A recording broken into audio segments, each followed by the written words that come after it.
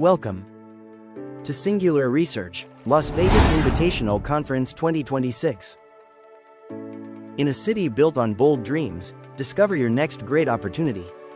The Las Vegas Invitational featured presentations from innovative public companies across technology, healthcare, energy, mining, and infrastructure sectors. This brought together a distinguished lineup of executives, industry leaders, and innovators to share their vision, strategies, and opportunities with institutional investors. Throughout the conference, leading executives and emerging growth companies took the stage to present their stories, discuss market opportunities, and connect with the investment community.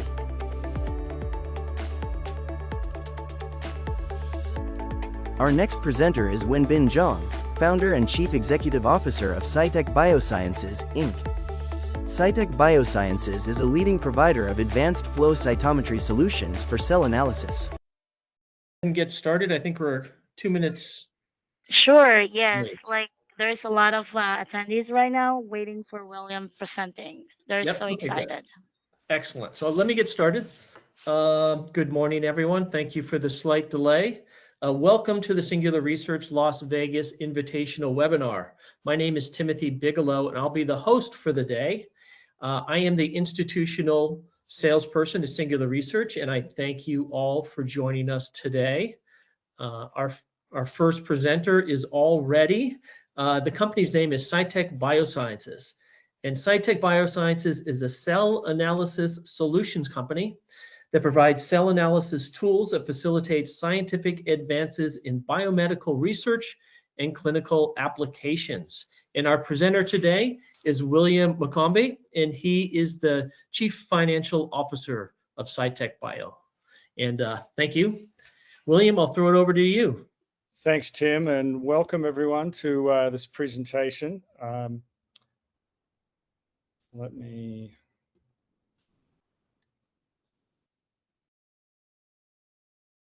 Give me 1 second.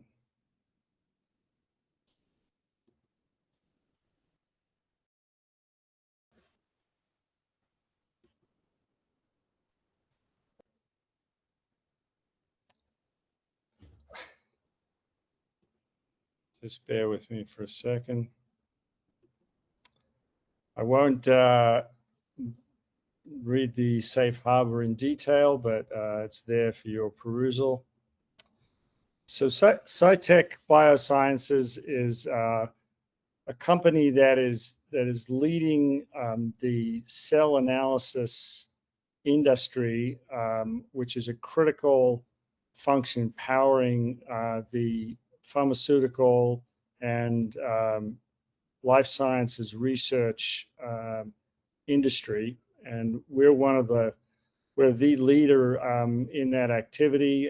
In fact, we were recognized by Time Magazine in 2026 as one of America's leading growth companies, and received a number of other awards for our role in leading this activity for the scientific community.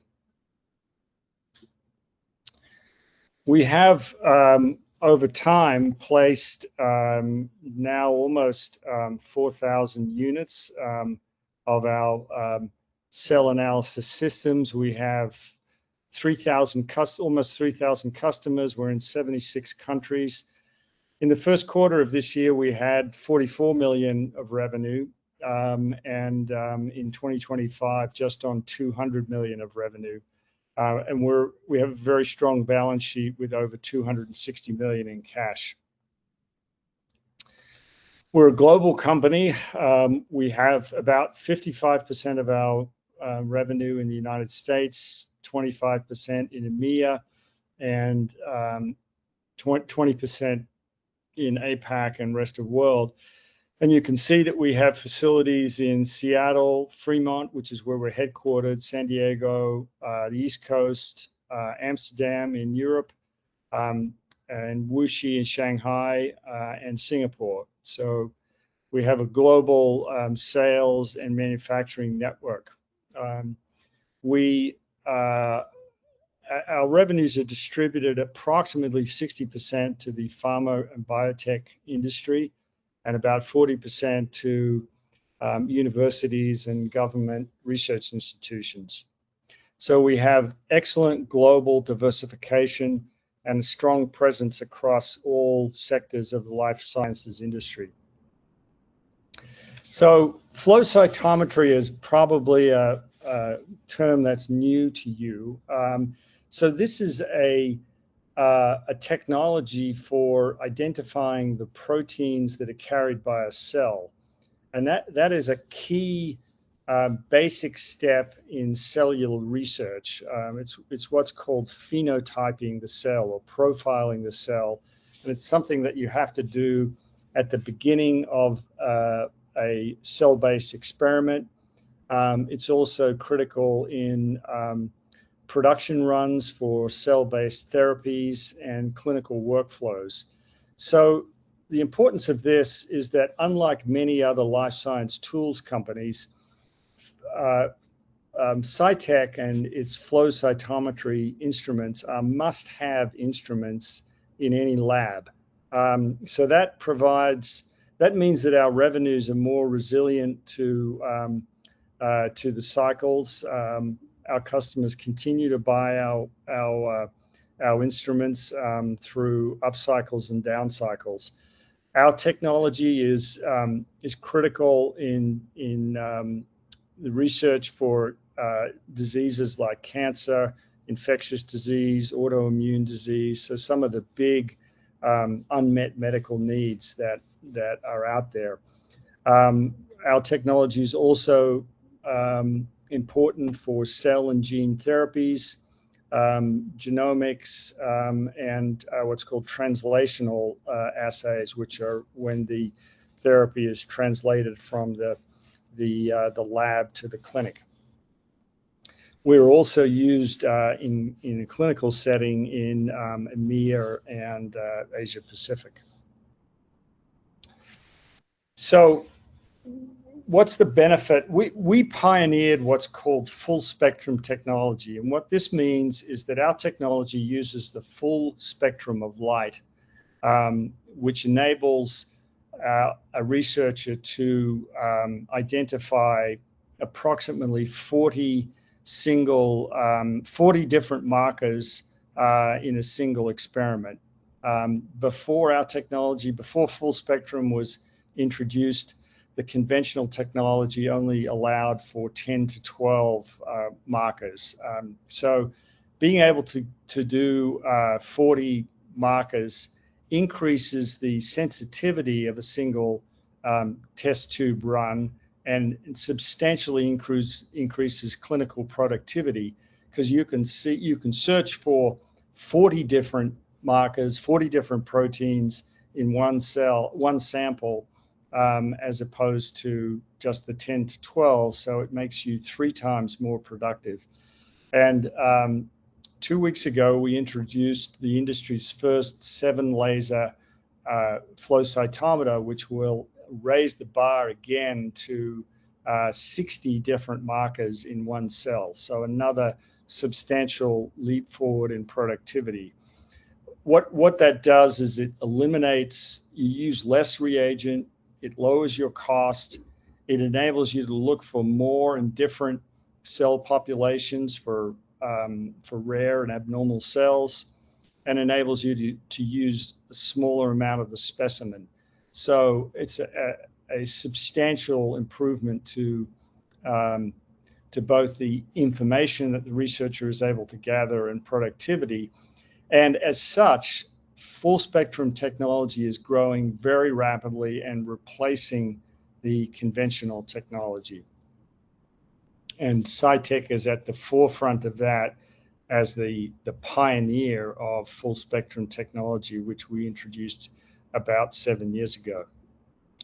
So we have a full portfolio of best-in-class tools. The 7-laser system that I just mentioned is called the Borealis. It's on the left. That was introduced at Cyto about 10 days ago. So that's a brand new state-of-the-art technology. The Aurora Evo is a high throughput, high sensitivity system that was introduced last year. And then the Aurora has been our flagship system since its introduction in 2017. We also have the Aurora Cell Sorter, which enables you not only to identify the cells, but also to sort them into those of interest. And then the product on the right is the Amnis. So this is our cell imaging product. And down the bottom, you can see our mid-level system, the Northern Lights, and the reagents, which I'll talk about in a second. So our market is a large market, approximately $5 billion, growing at just under 9%. So it's forecast to be approximately $9 billion in total TAM by 2032. Our business is built on 4 pillars, the first of which are the instruments, which is the core of Cytek, about 60% of our revenue. Then we have, and as I mentioned, our systems are the state of the art in the industry for the amount of data they can gather, the ability to harmonize those instruments so that you get the same result when you run the same experiment on different industries at different sites. And that's critical, particularly for big pharma who are running global research organizations. Our systems, because we were the first to market with full spectrum technology, our systems are very stable and reliable and also cost effective.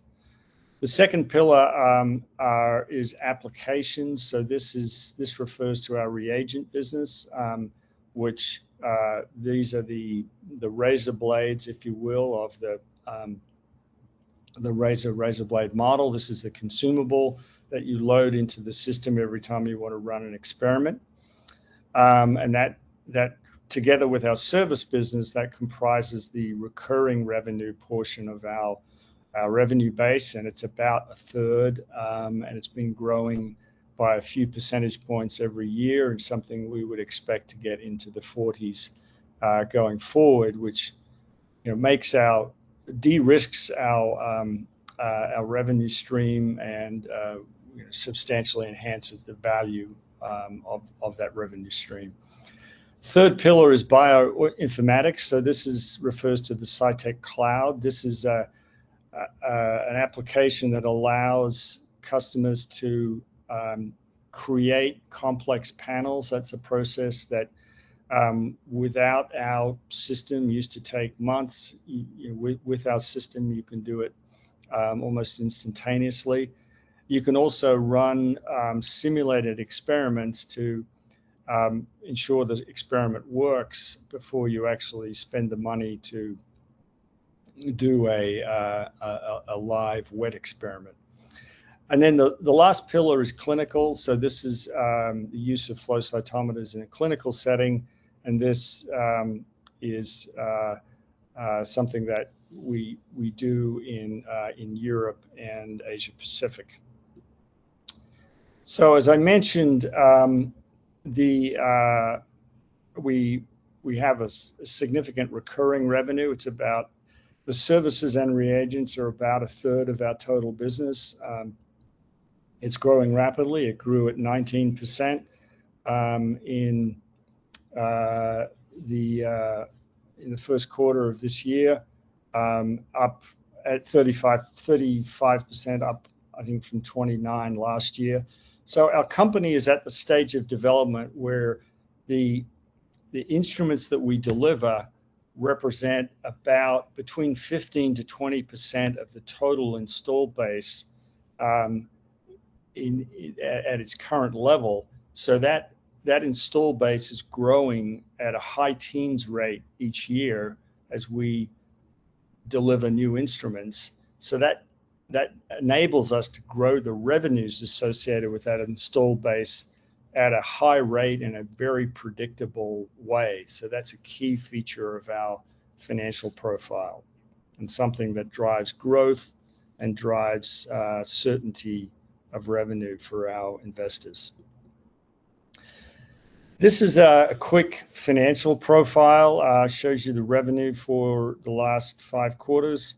Our revenue is somewhat seasonal. Our first quarter, as you can see here, is usually our slowest quarter, and then the fourth quarter is usually our highest revenue quarter, and that's really just a function of how our customers' buying behavior. But what I would draw your attention to, which is I think really important, is the year-on-year growth rates. You can see in the first quarter of last year were tough conditions for the industry, and we were down 8%. Many of our competitors, the market, we believe, was down more than that because of the disruptions to the life science and academic environments that occurred in that period. We saw some recovery in Q2, so we were down 2%, and then we returned to growth in Q3, where we were plus 2%, and then we had a strong recovery in Q4 with plus 8% growth. And in the first quarter of this year, we recorded our third quarter of growth at plus 6% year on year. And these numbers are substantially better, several hundred basis points better than the industry. So we see we think we've turned the corner in terms of putting the difficult conditions of early last year behind us and have a good runway for growth going into 2026. So to summarize the investment proposition of Cytek, why would you as an investor be interested in investing with us? Firstly, as I mentioned before, we have this installed base that's growing at high double-digit rate, and that's driving our service revenue and our reagent revenue. We have a very stable attach rate service contracts, and that service revenue has grown very consistently with the growth in the installed base. So that makes us quite different than many other life science tools companies, where we have this high visibility on double-digit growth for that portion of our business. Our reagent business is growing also rapidly. When the company started, we focused on introducing the full spectrum instruments, and as a startup company, didn't have the resources to really focus on building the reagent business at the same time. Now that we're established as a market leader in instruments, we have reinvigorated our reagent business, and it's been growing in the last few quarters at around 20%. The reason for this is that our reagent business is around 5 or 6% of total, or call it $12-ish million. Approximately the volume of reagents that flow across our instruments, our installed base of instruments, we estimate is at least 150 million. So we have a small share of a large market, and we have a strong brand with those customers and a strong brand connection in that they've bought an instrument from us worth hundreds of thousands of dollars. They have our service people are regularly at that customer. So it's a great opportunity to increase the sales of our consumables, and we've been doing just that. The third growth driver for us is the growth of the overall flow cytometry market, which, as I mentioned, is projected to grow at high single-digit rates. The fourth driver of our growth is our very strong record of innovative new products. I mentioned the Borealis, the industry's first 7-laser 60-color system, introduced a couple of weeks ago. Last year, we introduced the Aurora Evo, which was a much higher throughput system than had been available historically. We also, at Cyto, introduced a highly automated system, which called the Aurora Evo 2, which automatically turns on the system, opens the system door, loads a plate, runs the experiment, and then unloads the plate when it's done. So this system basically is 100% automated and completely eliminates the need for a technician to stand and by the system and operate it. We think we introduced that system at Cyto. We think that's going to be a significant hit in the marketplace and something that will be met with strong demand. The next driver I want to talk about is the replacement of the conventional flow cytometer fleet. The world has about 50,000 flow cytometers. About 46,000 of those are conventional flow cytometers, so the 10 to 12 color systems. Those are being replaced steadily, and when they're being replaced, customers are choosing the full spectrum system. So that opportunity to replace those tens of thousands of flow cytometers is something that we're very well positioned to do, because we are the leader in the new technology that's going to replace those conventional flow cytometers. So that's another big opportunity for us.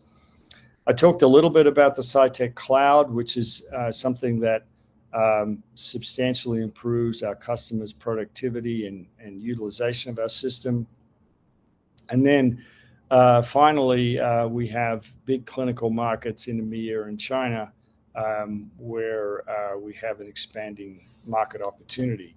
So we have very many growth drivers. We're well positioned, and we think that in an improving industry environment, these drivers are going to lead to superior revenue growth for Cytek and growth in value for our investors. And so with that, I will throw it open for questions. Great. Thank you, William. Excellent presentation. I do have a couple of questions here. The first is on the federal funding, the National Institute of Health funding. How is that uncertainty with that funding impacting the demand from your customers? You know, that was an issue that impacted the industry last year. You remember I showed the slide that showed that we were down 8% in the first quarter of last year, 2% in Q2, and then plus 2 and then plus 8. So you know what happened was the administration proposed that that NIH funding would be cut by 40%. There was a lot of pushback against that, and you know, as a result, NIH funding was actually flat to slightly up last year, and the expectation is that would be, you know, we'll see a similar level of funding this year. So the issue has receded in its importance fairly significantly. The other point I would make is that we're globally diversified, so U.S. academic is only about 15% of our revenues, and of that, in the last time that we looked at it, the NIH either directly or indirectly funded deals were only about a third of that 15%, so only around 5%. So, you know, it's a 5% of revenue issue, and the situation has gotten substantially improved over the course of the last 4 quarters, and that's been demonstrated by our improving revenue growth rate. Very good, very good. I think we have time for 1 or 2 other questions. The next is on the margins. So why, it looks like the revenue growth has been strong. Why are margins still deteriorating? Yeah, we had a couple of headwinds last year that of a one-time nature that impacted margins. One was there have been, I think, 3 factors, and 2 of those are of a transitory nature, and one of them I think is going to be with us for a while. The 3 factors are the fact that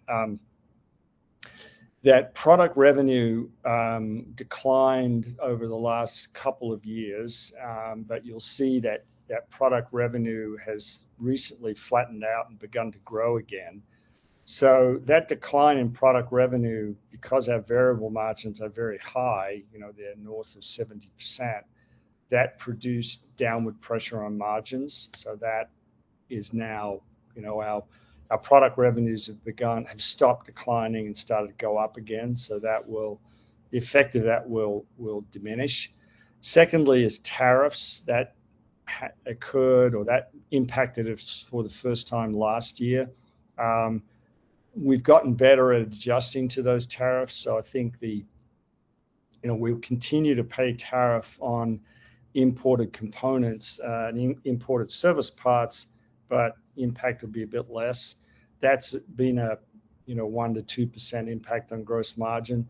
And then the third thing is that we established a new manufacturing facility in Singapore last year, but we had to run the facility in Seattle in parallel for most of 2025. We've now closed Seattle so that we no longer have those duplicative manufacturing overhead costs. So that will go away in 26. So we're expecting some modest improvement on gross margins, and certainly we feel like we've that the trend of declining gross margins is going to it's going to stop. Okay, great. I think that is all the time we have. Thank you, William. Thank you for Cytek Biosciences. Thanks, Tim. Appreciate it.